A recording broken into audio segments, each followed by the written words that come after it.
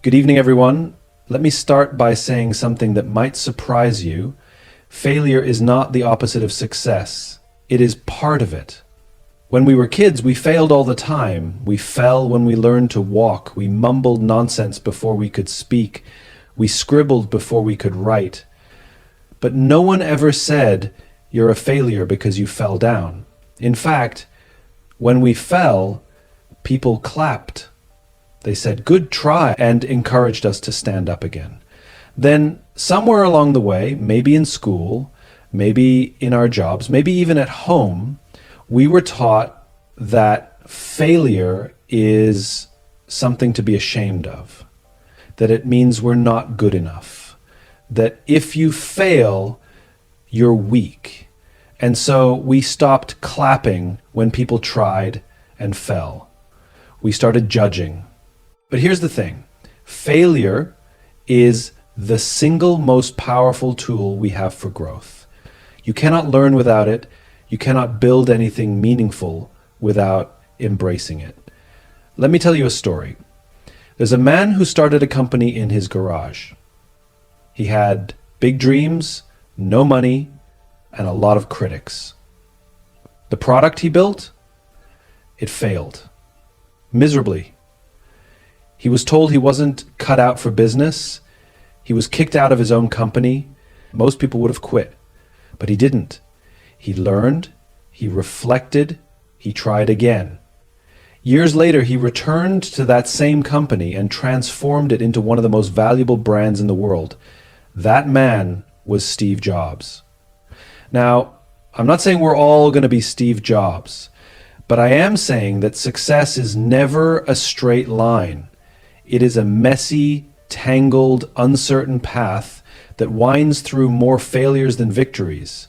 And that's okay, because failure forces us to face hard truths. It reveals our character, it teaches us resilience, and if we let it, it gives us clarity. You see, when things go right, we celebrate. We feel good. But we rarely stop to question why they worked. When things go wrong, when we fail, we are forced to pause, to reflect, to examine every decision, every detail. That process, that is where real growth happens. Failure is feedback, it's information, it's data. And if we have the courage to look at it not as a verdict, but as a lesson, we begin to unlock something very powerful. Let me ask you this. What would you attempt if you weren't afraid to fail? Think about that. Because most of us don't pursue our ideas, our dreams, our goals, not because we don't want them, but because we're afraid to look foolish. We're afraid to try and not get it right the first time. We're afraid of the embarrassment, of the judgment, of the silence after the fall. But here's the truth. No one remembers how many times you failed. They remember how you finished. J.K. Rowling was rejected by 12 publishers before someone finally agreed to publish Harry Potter. Colonel Sanders was turned down 1,009 times before someone said yes to his chicken recipe. Thomas Edison failed over 1,000 times before he got the light bulb to work. If you ask them, they didn't fail 1,000 times to find 1,000 ways that didn't work.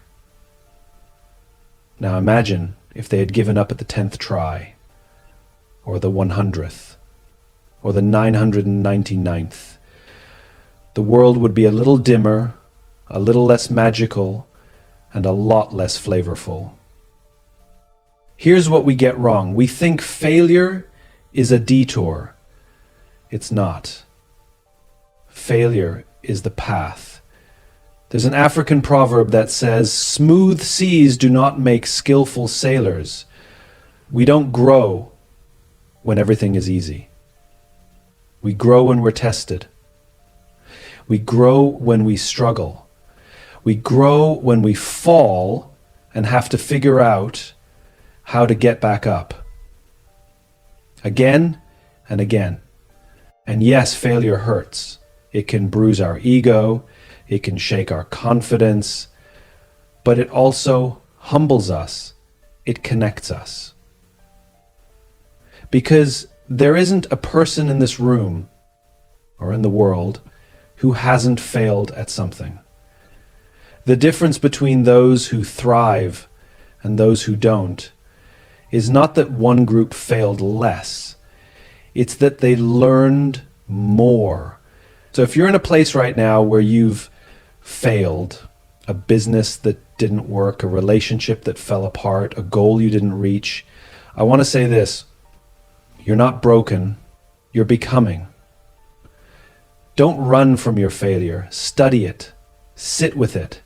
Ask it what it's trying to teach you, because every failure carries a gift. Sometimes it's a new direction. Sometimes it's a deeper strength. Sometimes it's just the realization that you are still here and you're not done yet. We live in a culture that loves to talk about winning, success stories, highlight reels. But real life is built on the blooper reel, on the outtakes, on the messy middle that no one posts about. So let's change how we think about failure. Let's stop whispering it like it's a dirty word. Let's talk about it, share it, celebrate it. Let's create cultures in our families, our teams, our communities, where trying and falling is honored more than not trying at all. Because here's the truth: failure is not the end of the story. In fact, it's often just the beginning. Thank you. Failure is not the opposite of success. It's the foundation of it. This idea might feel uncomfortable at first. We're conditioned to believe that success and failure exist on opposite ends of a spectrum. That if you're succeeding, you're moving forward, and if you're failing, you've gone backwards.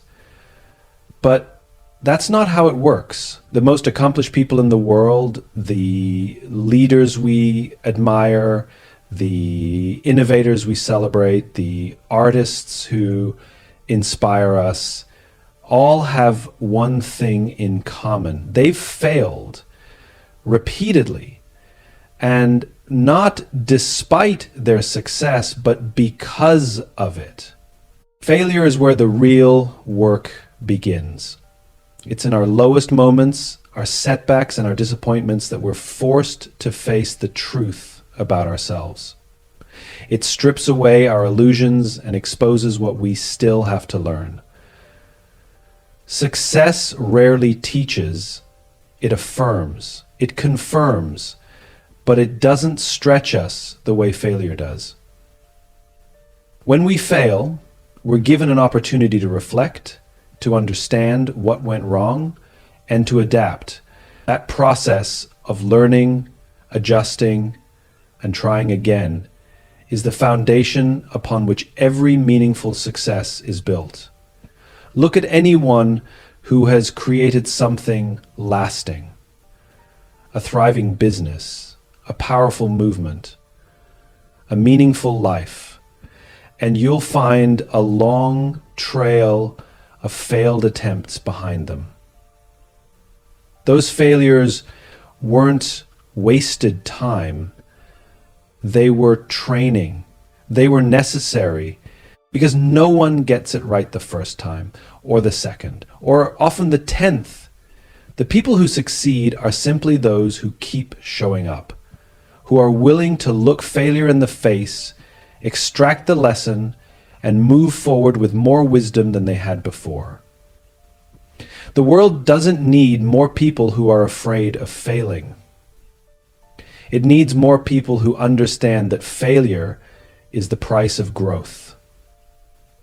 We often hold back, waiting for the perfect plan, the perfect timing, the perfect conditions. But the truth is, perfection is just fear in disguise. You learn by doing. You get better by trying, and you grow by failing.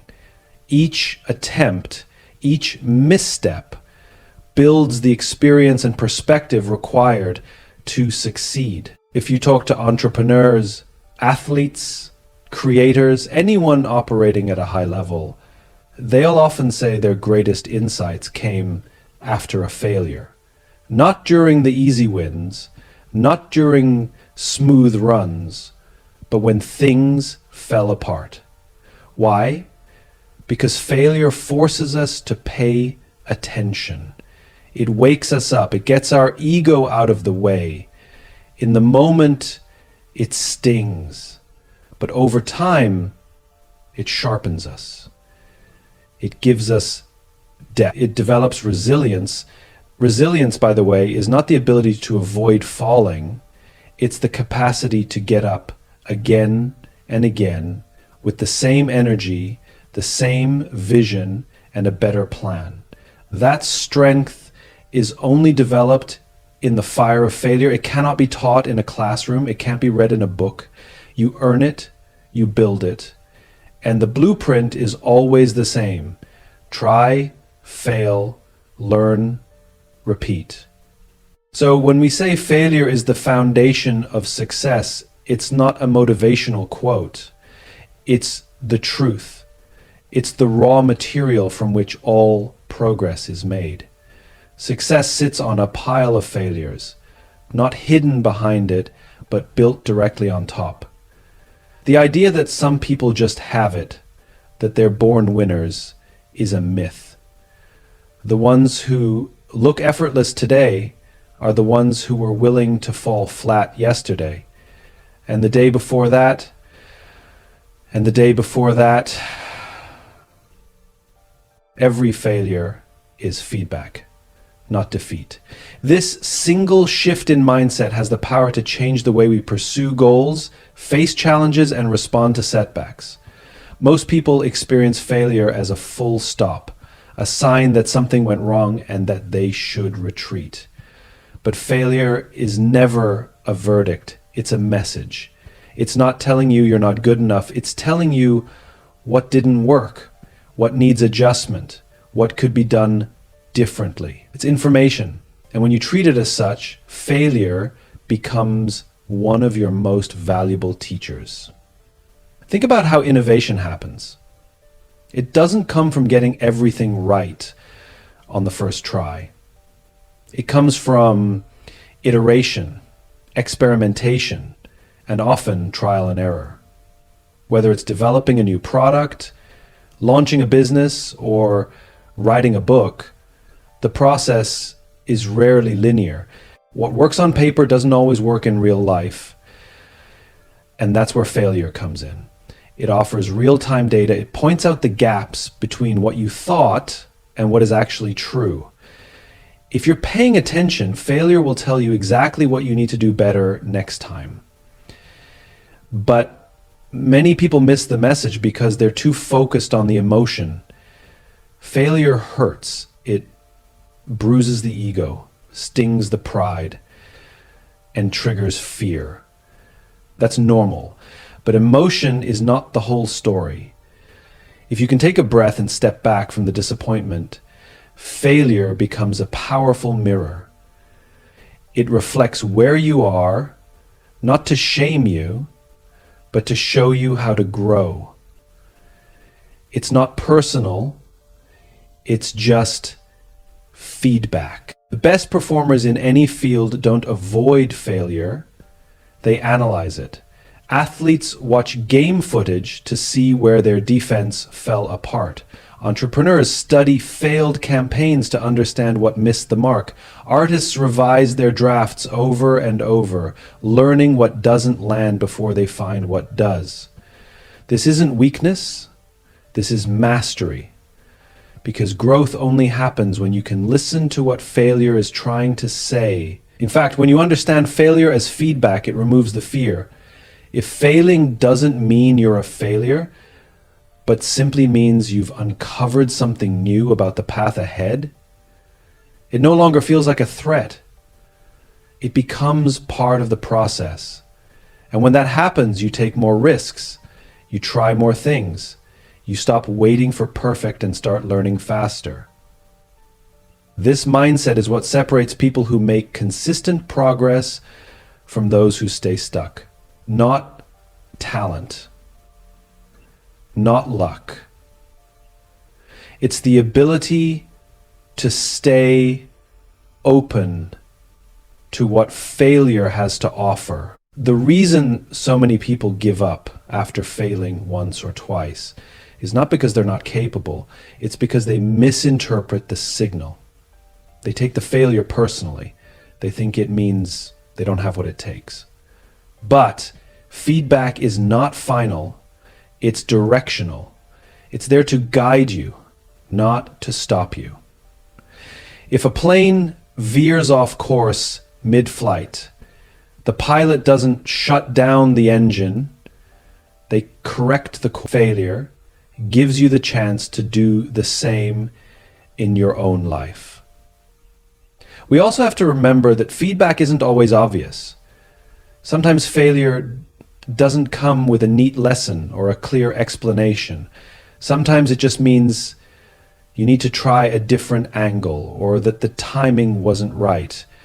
The feedback might be subtle, buried in frustration or disappointment, but it's always there if you're willing to listen for it. That's where self-awareness matters, the ability to pause, reflect, and examine the experience without ego. Not to blame, not to justify, but to understand. When you start treating failure as feedback, you begin to value the journey as much as the destination. You stop expecting perfection and start expecting progress. You start seeing yourself not as someone who has to prove something, but as someone who is learning in real time. Every step, every mistake, every stumble becomes part of your education. And if you're learning, you're not losing. You don't grow in comfort, you grow through challenge. It's a simple truth, yet one most people try to avoid. Comfort feels safe. It feels good. It's familiar. And in that familiarity, we tend to settle. We repeat the same habits, follow the same routines, and avoid risks because discomfort feels threatening. But growth doesn't happen where things are easy. Growth demands something from us. It requires stretch, struggle, and stress. The real breakthroughs, the kind that change who we are, don't come when we're coasting. They come when we're being tested. Think back to any meaningful progress you've made in your life. It probably didn't happen when everything was going smoothly. It probably came after something difficult. Maybe it was a job that pushed you beyond what you thought you could handle. Maybe it was a tough conversation that forced you to confront part of yourself you'd been avoiding. Maybe it was a mistake that humbled you and opened your eyes. These aren't comfortable moments, but they're the moments that shape us. There's a reason athletes train with resistance. The muscles don't grow without pressure. The pain of the workout is what produces the strength later. The same is true mentally and emotionally. If you only ever stay where it's easy, you stay the same. You might feel good, but you don't evolve. Challenge is what expands your capacity. It reveals your potential by pushing you to the edge of it. And yet, our instinct is to seek comfort, to stay where we know the outcomes, to avoid the unknown. It makes sense. Our brains are wired for survival, not growth. But survival and growth are not always aligned. What keeps you safe doesn't necessarily make you strong. Comfort zones are not bad, but they are not meant to be permanent. They are launching pads, not destinations. The people who grow the most in life are not the ones with the fewest problems, They're the ones who are willing to face the most. They lean into discomfort. They step into situations they don't fully understand. They take on challenges that might expose their weaknesses because they know that's how those weaknesses become strengths. They trade short-term ease for long-term development, not because they enjoy struggle, but because they respect what it builds. And there's a kind of wisdom that only comes from being uncomfortable. When you're challenged, you learn about your limits, and just as importantly, you learn that many of those limits are imagined. You discover that you can do more than you thought. You can endure more, you can adapt faster, you can find solutions under pressure that never would have surfaced when things were calm. Discomfort forces creativity. It reveals resilience. It deepens empathy. These are qualities you can't fake. And you don't gain them in comfort. We also grow through emotional challenges, moments of failure, rejection, uncertainty. These experiences strip away the false sense of control we like to maintain. They show us where we're clinging, where we're rigid, and where we need to let go. And in that process, we grow. We grow softer in our relationships, sharper in our awareness, stronger in our purpose. These internal shifts are just as important as any external progress, and they only happen when we're willing to feel discomfort rather than avoid it. It's easy to admire people who seem confident and capable, but confidence isn't born in certainty. It's built through exposure to difficulty. Every time you do something hard, even if you don't get it right, you send yourself a message that you're capable, that you can figure things out, that you don't need to be perfect to keep moving forward. And with each challenge, that message gets louder, more stable, more real. Challenge refines character in a way that nothing else can. It strips away the unnecessary, the superficial, the convenient. It clarifies what really matters. It focuses your energy. It forces you to confront your values and ask, who am I when things aren't easy? That's a question comfort never asks, and it's one of the most important questions you can answer. Failing doesn't make you a failure. Quitting growth does. There's a critical distinction between failing at something and becoming someone who has given up on trying. Failure is an event, a moment in time, a result that didn't meet the expectation. It's external, often measurable. But being a failure, that's an identity we assign to ourselves, and often unfairly. The mistake we make is not in falling short, but in believing that our fall defines who we are. What truly stops progress isn't failure. It's the belief that there's no point in continuing, that growth is no longer possible. We live in a world obsessed with outcomes. Success is celebrated, results are rewarded, and the spotlight always seems to land on those who achieve. But what's often left out of the story are the hundreds of moments behind the scenes where things went wrong, where plans failed, where people stumbled. Those moments don't get posted, they don't make headlines, yet they're the most honest part of any journey. Everyone fails. What separates those who rise is that they don't let the failure become the final word. They see it as a step, not a sentence. Growth is not a straight line. It's messy, unpredictable, and often frustrating. It requires patience, humility, and above all, persistence. There will be times when you give everything you have and still fall short. Times when people doubt you, when you doubt yourself. But growth doesn't require perfection. It requires direction. As long as you're still leaning in, still asking questions, still trying to be a better version of who you were yesterday, you're not failing. You're developing. You're becoming. Quitting growth happens when we stop being curious, when we decide that who we are now is all we'll ever be, when we choose comfort over change or cynicism over hope. It's subtle at first, a quiet resignation, a little voice that says, "Why bother?" But over time it becomes a mindset. That's the real failure. Not falling, but standing still.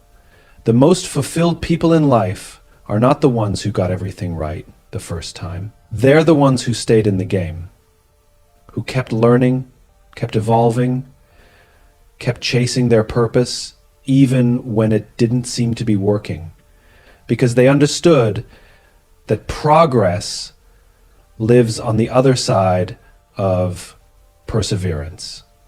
And perseverance isn't about grinding endlessly without rest. It's about not giving up on the idea that you can grow, that tomorrow can be different, that the effort still matters. Failing is part of learning. It's part of risk. It's part of doing anything meaningful. If you're not failing sometimes, you're probably playing too small.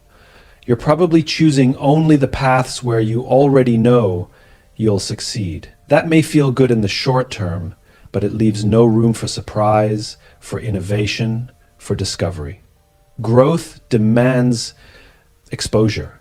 It demands the willingness to look foolish, to be wrong, to try again.